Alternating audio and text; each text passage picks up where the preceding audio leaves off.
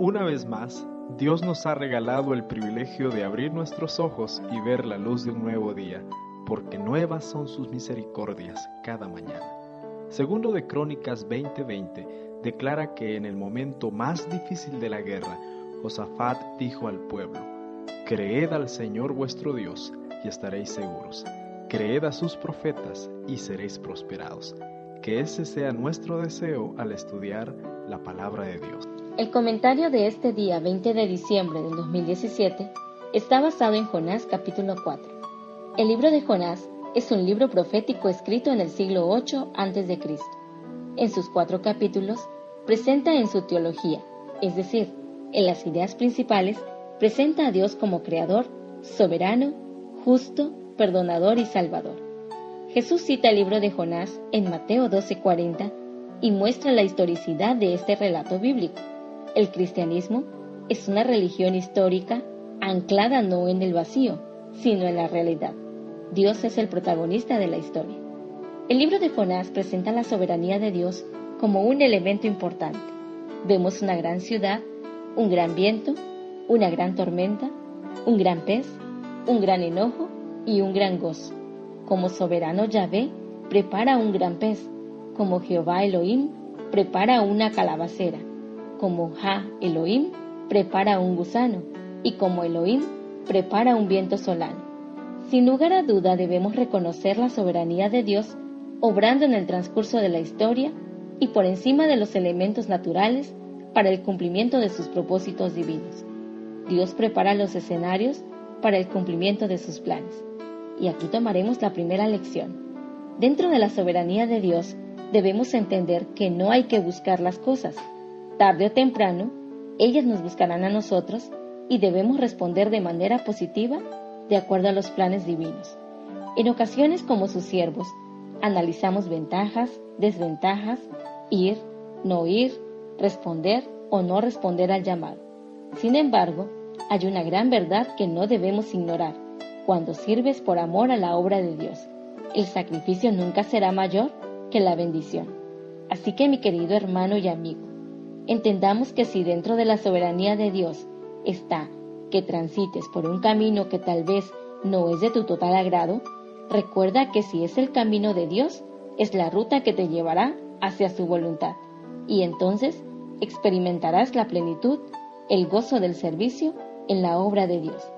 Finalmente, dentro de la teología del libro de Jonás y en conexión con el capítulo 4, se muestra a Dios como Salvador. Dice el relato: «Y no tendré yo piedad de Nínive, aquella gran ciudad, donde no hay más de 120,000 personas que no saben discernir entre su mano derecha y su mano izquierda y muchos animales».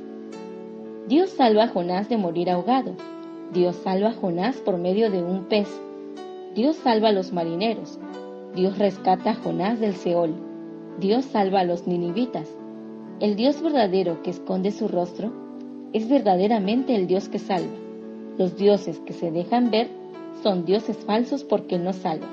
La salvación no es un asunto exclusivo de un grupo de personas, y los elegidos no son los consentidos de Dios, sino todo aquel que responde al llamado de Dios a través de su palabra y su Santo Espíritu.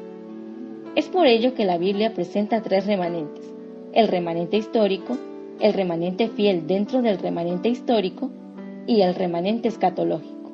En este último grupo habrán representantes de las grandes religiones monoteístas y por lo tanto Dios cumplirá sus planes eternos según lo presenta el libro del Apocalipsis. Y aquí tomaremos nuestra segunda lección.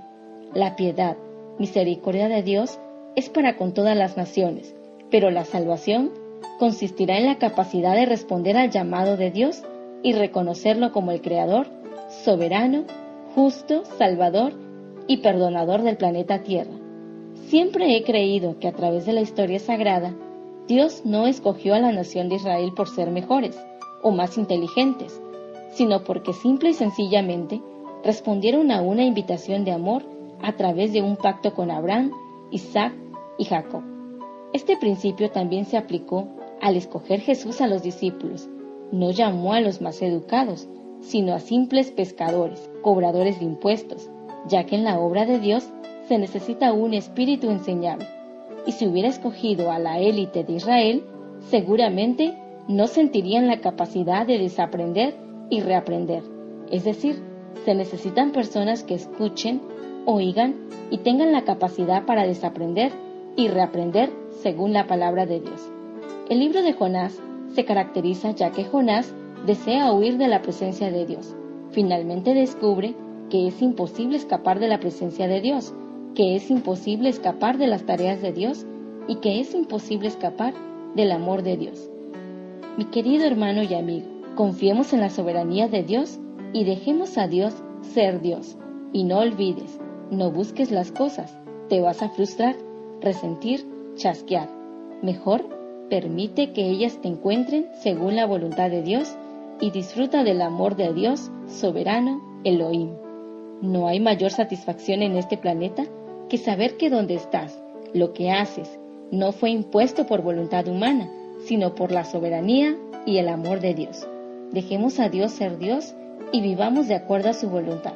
Lo único que llevaremos al cielo será el carácter, así que sé íntegro, sincero, auténtico, honesto, que al final de cuentas, esto es lo único que le interesa a Dios. Se despide de ustedes su amiga Marlene Mechún Hernández, agradeciendo al pastor Venancio de Dios Morales por escribir esta meditación. Es mi deseo que la paz de Dios more en su corazón.